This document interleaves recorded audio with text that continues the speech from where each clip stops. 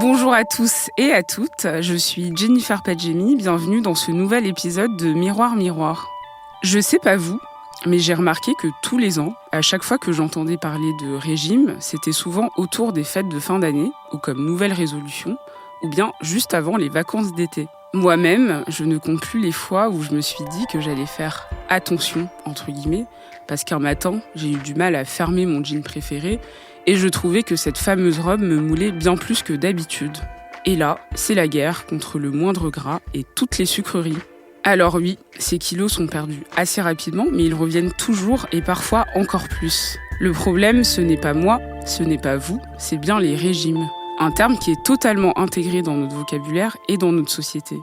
Il est partout, il nous obsède et il représente même près de 90 millions de résultats sur Google.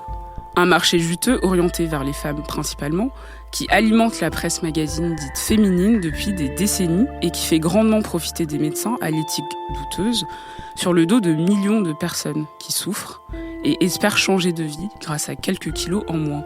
Et si le body positive, terme désormais marketing, qui est un mouvement à l'origine pour l'acceptation des corps plus gros dans les médias et la société, a pu nous faire croire que les régimes n'avaient plus une aussi grande place dans nos vies, c'est parce que les termes ont changé, mais ont toujours les mêmes objectifs. C'est ce qu'on va voir avec Ariane Grumbach, qui est mon invitée du jour. Elle est diététicienne, autrice du livre « La gourmandise ne fait pas grossir » aux éditions Carnet Nord, animatrice du podcast BCBT et fait partie du groupe de réflexion sur l'obésité et le surpoids. Depuis plusieurs années, elle se bat contre les régimes et nous fait comprendre que notre rapport au corps est directement lié à notre rapport à la nourriture. On va essayer de comprendre pourquoi les régimes nous font tant de mal et comment on en est arrivé là.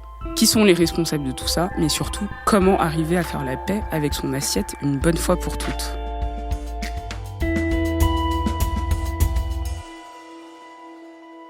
Bonjour Ariane. Bonjour Jennifer. Merci d'être présente avec moi aujourd'hui. Avec plaisir. Avant de commencer, est-ce que vous pourriez nous dire rapidement la différence entre diététicien et nutritionniste ? Absolument. En fait, diététicien, c'est une profession réglementée qu'on ne peut exercer qu'avec un diplôme, en étant référencé. Alors que nutritionniste, en fait, contrairement à ce qu'on croit, c'est juste un adjectif. Et donc, les médecins nutritionnistes, c'est pas une spécialité de médecine. C'est éventuellement des gens qui ont fait des études de nutrition. C'est éventuellement des gens qui mettent ça sur leur plaque sans aucune règle. Et donc, c'est un adjectif qui peut être utilisé un petit peu comme on veut. Donc, ils essayent de faire reconnaître ça comme une spécialité, mais c'est pas le cas pour l'instant. Et n'importe qui, en fait, peut se dire nutritionniste. Mais qui est médecin, du coup, dans les deux ? Et donc, les diététiciens ne sont pas médecins, D'accord, c'est une profession paramédicale. Et il y a des médecins nutritionnistes, mais il y a aussi des gens qui sont nutritionnistes sans être médecins. Donc vous êtes diététicienne libérale depuis 2008 et vous vous décrivez vous-même comme une diététicienne gourmande. Ça me fait sourire parce que c'est pas quelque chose qu'on voit habituellement. Justement. Alors d'abord, c'est que c'est une vérité, que je suis gourmande et je suis notamment devenue diététicienne parce que j'aimais beaucoup manger. Ça me passionnait. Et puis, en fait, c'est pour justement aller contre l'image qui est vraiment très majoritairement répandue que diététicienne égale privation, restriction, régime. Et donc, je veux provoquer l'intérêt et le questionnement en disant ça. Vous, quelle est votre approche en tant que diététicienne ? Par exemple, si j'arrive dans votre cabinet et que je vous dis j'ai envie de perdre 15 kilos, comment vous procédez ? Alors, la première chose que je fais, c'est que je vais vous demander de raconter votre histoire, c'est-à-dire toute votre histoire avec l'alimentation, le poids depuis le début, parce que assez souvent, ça remonte à l'enfance, les premiers questionnements. Et du coup, est-ce que c'est une prise de poids régulière ou d'un coup ? Est-ce qu'il y a eu des pertes de poids, des reprises de poids, des régimes ? Enfin, toute cette histoire pour comprendre un petit peu votre relation à la nourriture. Après, je vais aussi vous demander de me raconter comment vous mangez. Et à partir de là, j'ai une approche qui est toujours très personnalisée. J'ai pas une méthode, j'ai des outils, mais j'ai pas une méthode stricte. Et on va travailler sur plusieurs choses en fonction des personnes. Il y a un aspect qui est de se reconnecter à ses sensations alimentaires, c'est-à-dire que il y a beaucoup de personnes qui mangent par habitude, parce que c'est l'heure, parce qu'on leur a dit de finir leur assiette, et donc se reconnecter à au fait de ressentir qu'on a faim, de ressentir qu'on est rassasié. Donc ça peut passer aussi par le fait de manger avec plus d'attention à ce qu'on mange pour ressentir les choses et puis avoir aussi du plaisir à manger. Donc ça, c'est une première partie qui des fois est nécessaire ou pas, parce que des fois les personnes ont déjà fait ce travail-là. Après, ça dépend un peu de l'histoire de la personne, mais il peut y avoir souvent une partie émotionnelle qui est soit le fait qu'on a des envies de manger émotionnelles, c'est-à-dire qu'on va chercher beaucoup de réconfort ou d'apaisement dans la nourriture. Donc on va travailler là-dessus, à déconnecter un petit peu son ressenti émotionnel de la nourriture. Puis après, il y a se réconcilier avec les aliments, si on a eu l'habitude de se priver, de diaboliser certains aliments, donc réapprendre à manger de tout. Il peut y avoir même une part d'organisation, si on n'a pas d'idée, si on ne sait pas comment s'organiser pour manger. Enfin, c'est vraiment une approche très, très globale pour que la personne change vraiment ses habitudes et du coup perde du poids vraiment durablement. Mais est-ce que les personnes qui viennent vous voir veulent absolument perdre du poids et utilisent le mot régime ? Ou est-ce qu'il y a aussi des personnes qui arrivent pour vous dire, voilà, j'ai juste envie d'avoir une alimentation plus saine ou juste d'avoir un autre rapport à la nourriture ? Est-ce qu'il y a toujours le mot régime ? Alors, il y a très souvent le mot régime, mais pour le fuir. C'est-à-dire que j'ai quand même une certaine visibilité avec mon approche justement anti-régime. Donc c'est quand même la majorité des personnes qui viennent me voir veulent arrêter les régimes et se sont rendus compte que c'était horrible, que c'était traumatisant, que ça les avait fait grossir et donc elles veulent justement autre chose.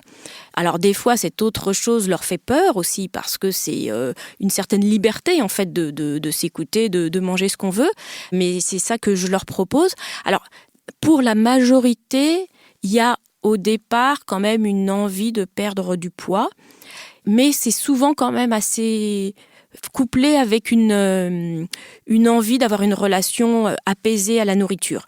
Et des fois, cet aspect-là peut prendre le dessus, c'est-à-dire que des fois, au bout de quelques temps, assez rapidement, elle retrouve, justement, en réapprenant à manger de tout, à s'écouter, une telle tranquillité mentale. Et des fois, c'est un tel confort, une telle révolution que finalement, le poids peut passer au second plan.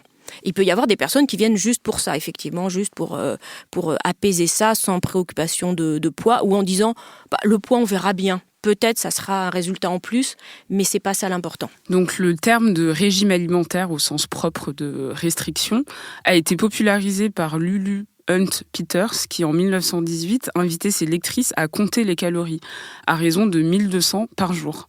Donc le livre s'intitulait Diet and Health, with Key to the Calories, et elle écrivait des choses comme, je cite, « Désormais, vous mangerez des calories de nourriture. Horreur. Plutôt que de dire que vous prenez une tranche de pain ou une part de gâteau, vous direz 100 calories de pain, 350 calories de gâteau. » Est-ce que c'est ce livre qui a vraiment marqué un tournant dans la diététique ? Je pense qu'il existait avant, depuis des siècles, des envies de maîtriser son corps, beaucoup de croyances diverses et variées sur les bons, les mauvais aliments, depuis sûrement même le Moyen-Âge ou peut-être.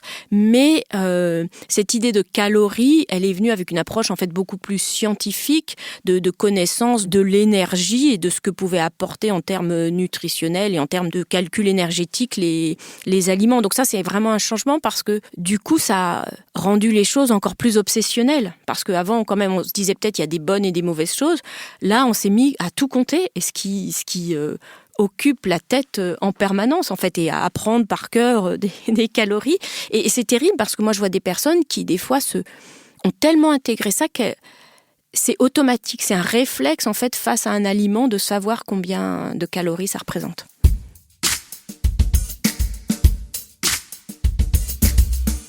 Et entre les spéciales kilos une semaine pour que ça marche de Elle ou les moins 5 kilos zéro frustration de Marie-Claire et j'en passe, on le sait, les magazines dits féminins ont depuis toujours surfé sur la culpabilisation des femmes en leur proposant un nombre de régimes incalculables au nom parfois imprononçable, disons-le, comme le régime Kimkins, ovo-végétarisme ou 5.2, et toujours avec un objectif de perdre du poids.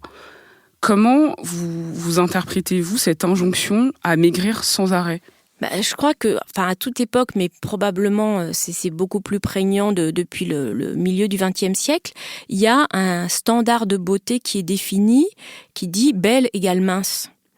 Et sans prendre en compte du tout le fait que toutes les femmes ont des morphologies différentes, sont plus ou moins carrées, grandes, petites. En fait, il y a quelque chose dont j'avais parlé dans mon livre et qui n'est pas toujours évident pour les gens, c'est que on ne cherche pas tellement à contrôler sa taille, à part mettre des talons, et on croit qu'on peut contrôler son poids. Et donc, on nous montre des standards de beauté et de minceur en nous faisant croire que c'est atteignable, en fait. Et du coup, on se dit qu'il faut absolument être comme ça, qu'on sera plus belle, plus désirable, on réussira tout mieux. Et du coup, on se lance dans cette spirale de perte du poids qui forcément après a des effets rebonds et le fameux effet de régime yo-yo. Et donc ce désir, il est vraiment ancré, vraiment extrêmement fort chez beaucoup de femmes.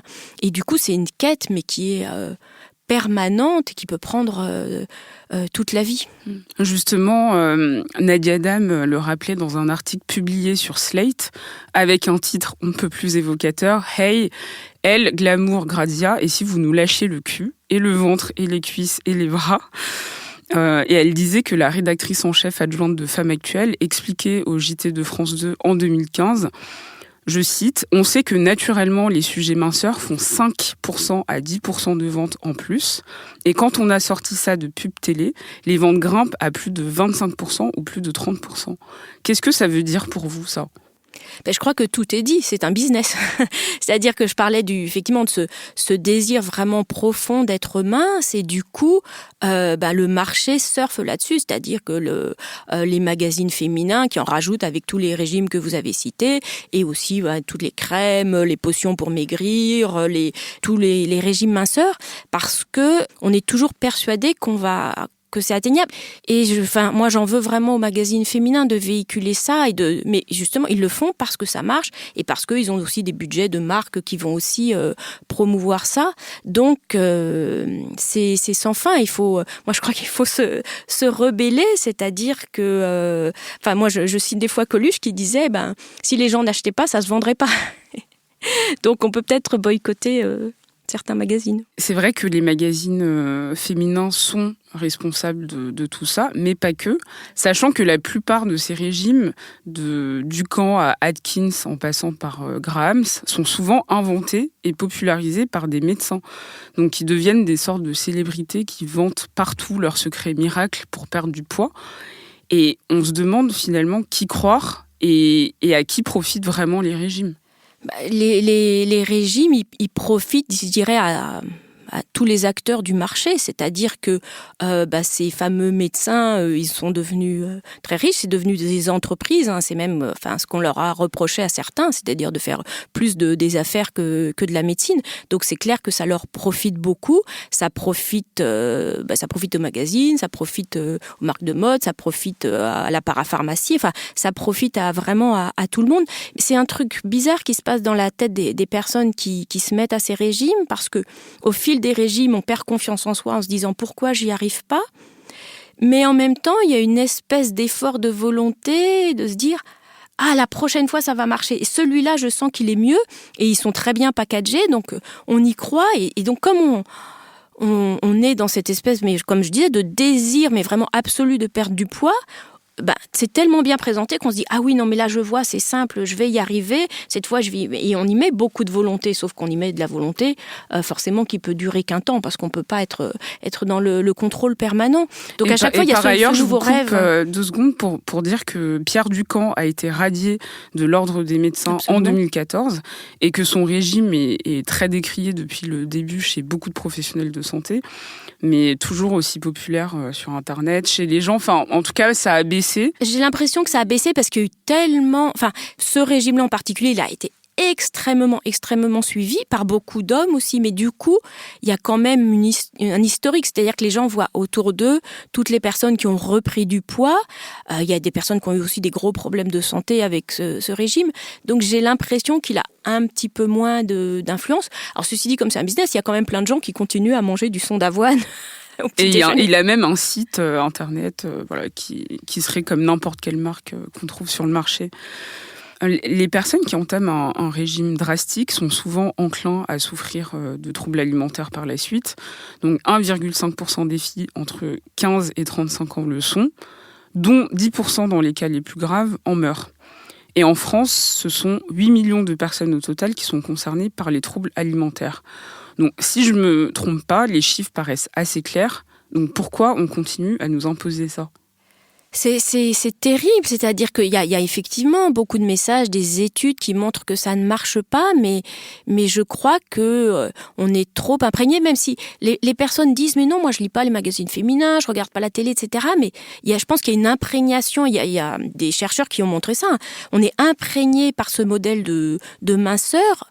Je dirais à l'insu de notre plein gré, on s'en rend même pas compte, et du coup on pense que c'est vraiment ça qui est la clé de tout. Il y a un très très bon livre dont je parle souvent, qui est un livre canadien de Daniel Bourque, qui s'appelle « À 10 kilos du bonheur ». Mais c'est vraiment ça, c'est qu'on se dit, ma vie commencera quand je serai mince. Je dirais qu'au début, peut-être qu'on n'a que 3 kilos à perdre, mais du coup on se lance dans une spirale, on perd les 3 kilos, mais on s'est privé. Alors, ça déclenche pas toujours des troubles. Soit on les reprend et puis on se remet au régime et puis on est dans cette espèce d'effet yo-yo où à chaque régime, on va prendre un petit peu plus de poids. Et du coup, ça peut finir à des poids mais absolument énormes alors qu'au début, en fait, ce que me dit mes patientes, au début, j'étais normale, en fait. Donc, soit il y a ça, soit il y a la spirale descendante, effectivement, de l'euphorie de la perte de poids, qui, dans certains cas, mais avec sûrement d'autres facteurs déterminants, peuvent mener à l'anorexie, c'est-à-dire à, effectivement, avoir envie de moins en moins manger et de pas se rendre compte, en fait, qu'on devient maigre et qu'on met son corps en danger. Et puis un autre trouble qui est des fois la suite de l'anorexie, qui est la boulimie, c'est-à-dire à force de se priver, on n'en peut plus et on se met à avoir des crises où on mange énormément. Et je dirais la difficulté avec ces troubles, et alors c'est que pourtant il y a des professionnels qui peuvent s'en occuper, mais ça génère notamment la boulimie, beaucoup de honte. Parce qu'on ne se sent pas normal, parce qu'on a l'impression, dans un monde où on doit tout maîtriser, où tout est question de volonté, de contrôle, qu'on ne maîtrise pas les choses, que c'est pas bien. Et du coup, on n'ose pas du tout en parler. Sans même être boulimique, il y a beaucoup de femmes qui ont des pulsions alimentaires, des compulsions, des envies de se jeter sur certains aliments, soit parce qu'elles s'en sont privées, soit parce que il y a du stress ou d'autres choses. Et j'ai une patiente que je suis qui me disait, mais quand elle est venue dans mon cabinet, c'était la première fois de sa vie qu'elle en parlait, une personne qui a, 55 ans. Parce que même à son mari, elle ne pouvait pas en parler. Donc je pense que toute cette honte font que les personnes gardent ça pour elles et du coup, peut-être se donnent pas les meilleures possibilités d'être soignées, d'en sortir.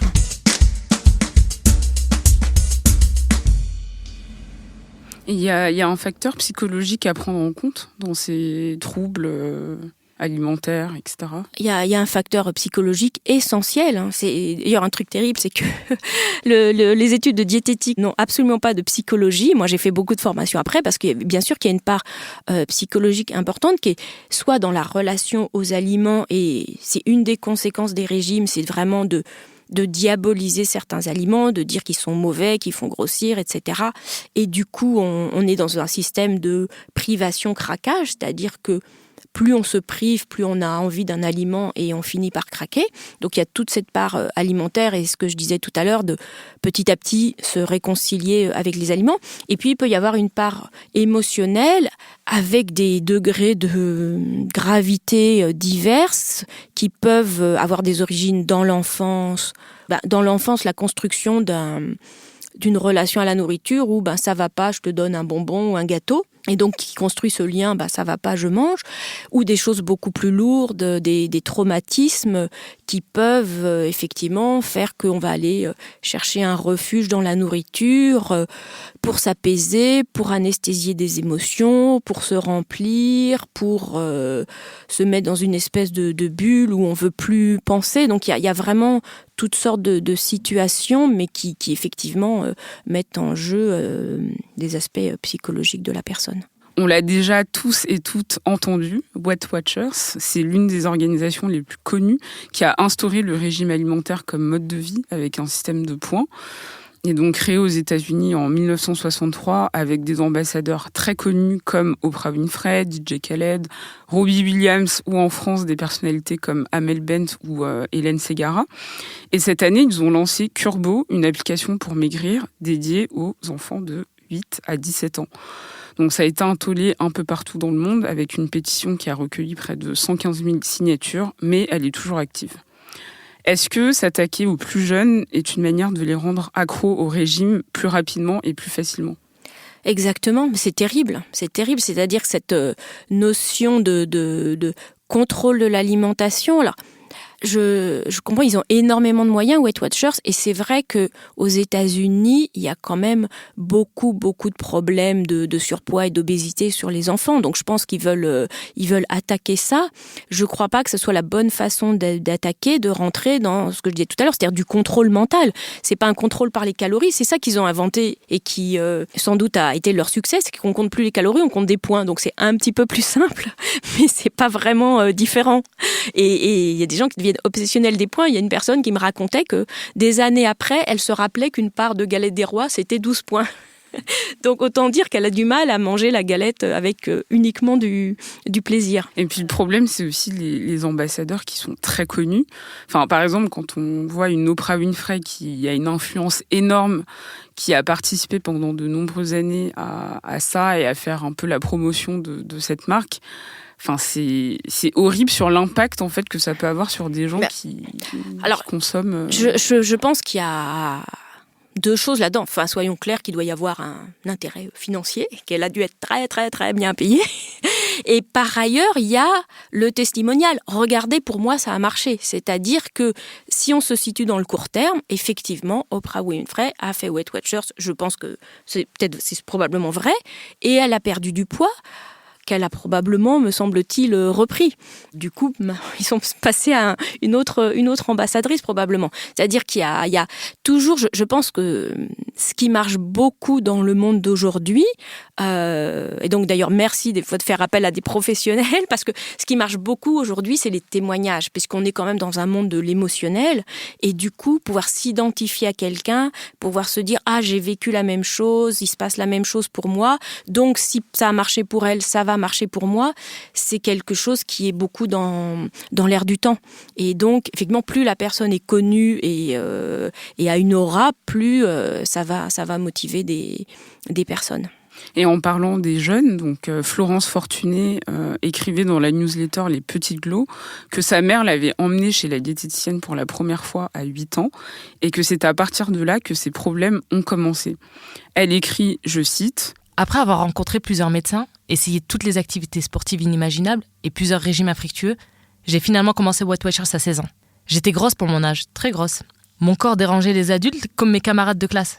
Je pensais qu'un régime comme Weight Watchers m'aiderait. Mon poids serait surveillé, j'allais noter tout ce que je mangeais et on m'applaudirait au moindre gramme perdu. Ma vie allait changer, j'allais enfin devenir mince. J'ai finalement perdu près de 60 kilos en l'espace de 2 ans. Mon teint était gris, j'avais froid en permanence, mes cheveux tombaient par mèches et très vite mon cœur m'a suivi dans ma chute. Le verdict de l'infirmière qui m'a prise en charge aux urgences était très clair. J'étais anorexique. Mon rêve de tranquillité ne m'avait finalement apporté que souffrance, détestation de moi-même et danger. Cool les régimes, n'est-ce pas ?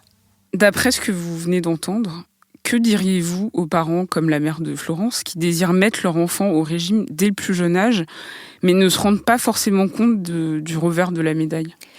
Alors, d'abord, j'essayerais de voir si les parents, et notamment la mère, ont eux-mêmes une relation tranquille à leur corps et à leur nourriture, parce que il peut y avoir des mères obsédées de la minceur et qui, du coup, vont peut-être mettre leur enfant au régime alors qu'il est de poids normal. Donc, effectivement, là, il faut plutôt travailler avec les parents à essayer de leur faire comprendre la diversité des corps, que même dans une famille, on n'a pas tous la même morphologie et que on peut être très longiligne et avoir des enfants qui ont une morphologie différente. Ça, c'est la première chose. La deuxième chose, ça dépend un petit peu de l'âge. C'est-à-dire que je dirais qu'il y a un âge vers justement 8-9 ans où il ne faut peut-être pas s'inquiéter et se dire peut-être qu'elle va grandir, la croissance n'est pas homogène, peut-être qu'elle va grandir, à un moment donné s'affiner, qu'est-ce qui va se passer à la puberté, etc. Donc, pas forcément se focaliser sur exactement comment est l'enfant à cet âge-là. Mais par contre, si effectivement, il y a une réalité, c'est que l'enfant a beaucoup de poids en trop.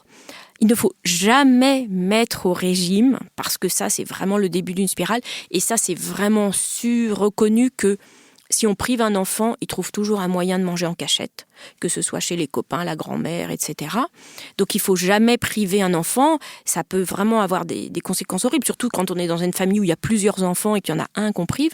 Donc il ne faut pas du tout le priver, mais il faut essayer avec beaucoup de bienveillance, d'en parler avec l'enfant, de comprendre ce qui se passe. Un enfant, il peut aussi avoir un rapport émotionnel à la nourriture, peut-être il peut manger trop vite. Qu'est-ce qu'il cherche comme réconfort ou comme besoin dans la nourriture. Donc, éventuellement, aller voir un professionnel, mais déjà en parler et lui dire, c'est pas grave, de bien lui montrer que, de toute façon, on l'aime de façon inconditionnelle, mais que peut-être, pour son bien-être, ça serait bien de comprendre un petit peu ce qui se passe, mais surtout pas rentrer dans la privation.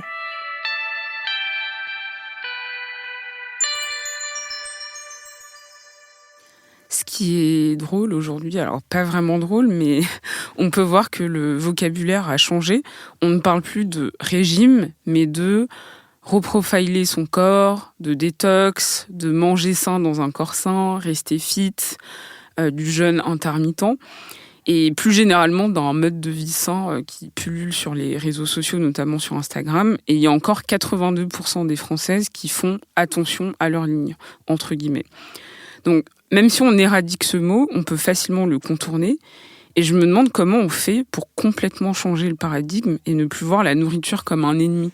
Mais vous avez raison, tout ça, ça reste du contrôle de la nourriture et sûrement du contrôle excessif. Et effectivement, les personnes qui disent « je fais attention », elles vont dire « mais non, je suis pas au régime ». Mais en fait, elles sont dans une espèce de contrôle permanent. J'avais rencontré une personne qui était venue me consulter, qui avait, je crois, 74 ou 75 ans. Mais ça faisait, je sais plus, 30 ans ou 40 ans qu'elle n'avait pas mangé un gâteau. Et elle avait découvert des yaourts ou des fromages blancs qui n'étaient pas à 0%, et elle se disait « oh, mais c'est tellement meilleur !» Et du coup, je sais pas, elle avait pris peut-être 3 kilos, et ça la traumatisait. Donc c'est à 75 ans, donc c'est vraiment, vraiment terrible. Donc, je dirais que, alors au début, quand j'ai commencé à exercer, je disais, on va réapprendre à manger avec son corps, c'est-à-dire manger plus en écoutant ses sensations, et ça reste toujours vrai. Ça ne veut pas dire qu'on ne doit pas du tout manger avec sa tête, c'est-à-dire qu'il peut quand même y avoir, sans que ça devienne obsessionnel et que ça vire à ce qu'on appelle l'orthorexie, une envie de manger sain, d'acheter plutôt des bons aliments, puis après chacun décide s'il a envie de manger bio, végétarien, etc. Et ça, c'est je dirais des choix personnels à faire en cohérence avec soi-même. Ce qui me paraît dommage, c'est de plaquer sur soi des modèles qui sont à la mode ou imposés par d'autres. Alors, quoi faire, c'est justement se reconnecter vraiment à soi, c'est-à-dire être à l'écoute de soi, donc comme je disais tout à l'heure de ses sensations alimentaires, refaire confiance à ses envies, c'est-à-dire que les gens qui ont peur de la liberté de manger ce qu'ils veulent se rendent compte qu'en fait, s'ils mangent pendant 3 jours que du fromage ou de la pizza, ils ont très vite envie d'autre chose et que l'équilibre, il se fait assez naturellement. Donc c'est vraiment reconstruire de la confiance en soi et du coup, en s'écoutant soi, moins écouter tous les discours qui polluent en fait la relation à la nourriture. Ça n'est pas facile parce qu'il y a tellement de choses sur Internet et ailleurs, mais c'est vraiment reprendre la main, reprendre sa liberté par rapport à ses choix alimentaires. Et plus généralement, que diriez-vous aux personnes qui sont juste complexées par leur corps et qui pensent que les régimes sont la seule solution ? C'est terrible, j'en parle des fois avec des collègues, c'est que en fait on croit que l'alternative c'est soit s'accepter comme on est, quel que soit son poids, soit se mettre au régime. Et justement, moi, je défends, avec d'autres personnes, notamment les personnes du groupe de réflexion sur l'obésité et le surpoids, le fait qu'on peut perdre du poids autrement, justement, en travaillant sur ses sensations, ses émotions, sur le fait de manger de tout en conscience. Après, on arrive à ce qu'on appelle le poids d'équilibre, qui est le juste poids qu'on peut maintenir sans effort et sans privation. Ça ne veut pas dire que c'est le poids et la silhouette rêvée. Donc après, il y a plus un travail en fait d'acceptation qui n'est pas forcément l'acceptation de son corps, mais qui est aussi d'être à l'écoute. Et vous en aviez très bien parlé avec Sophie Cheval, d'être à l'écoute effectivement des émotions qui sont suscitées par le corps quand on se regarde dans la glace, quand on essaye des vêtements, et d'accepter aussi de ne pas être comme tout le monde. Donc moi je défends justement beaucoup la diversité corporelle, c'est-à-dire qu'on peut se sentir bien dans son corps, même si on n'a pas le corps des mannequins ou une taille 36. Et enfin, quels ouvrages ou documentaires vous recommanderiez pour prendre conscience justement de l'impact négatif des régimes sur les gens, et peut-être aussi pour trouver un juste milieu dans sa manière de manger ? Alors, il y a beaucoup de livres, mais il n'y a pas le livre parfait, je pense.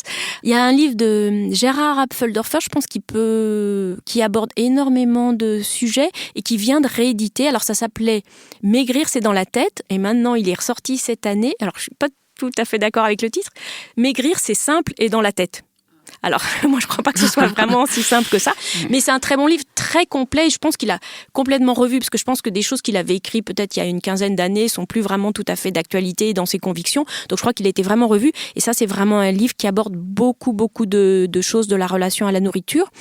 Un autre livre qui me paraît intéressant, ça s'appelle « Manger en pleine conscience » de Jan Chosenbes, qui est un livre qui aborde toutes les envies de manger d'une façon assez intéressante et concrète, avec beaucoup d'exercices concrets. Donc c'est un livre qui peut vraiment aider.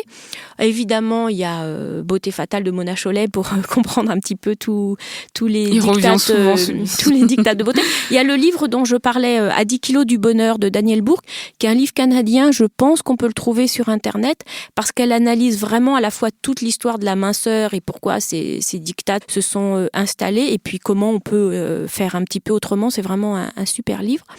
En documentaire, je pense qu'on peut toujours trouver sur Internet un documentaire qui visiblement avait marqué beaucoup de gens, qui s'appelle « Régime, la vérité qui dérange », qui était un documentaire qui était passé sur France 2, et il me semble qu'il est encore disponible sur Internet. Merci beaucoup d'avoir été avec moi aujourd'hui, Ariane. Merci pour votre écoute, Jennifer. Merci d'avoir écouté cet épisode. N'hésitez pas à laisser des bonnes notes s'il vous a plu, mais aussi à commenter et réagir sur les réseaux sociaux @miroirpodcast sur Twitter pour nous dire ce que vous en avez pensé. Je remercie également Mathieu Thévenon à la réalisation et Diane Jean à la production, avec l'aide de Camille Regache et David Carzon. Quant à moi, je ne vous dis pas à dans 2 semaines, mais plutôt à l'année prochaine, puisqu'on fait une petite pause pour les fêtes de fin d'année. Passez de très bonnes fêtes et à très bientôt.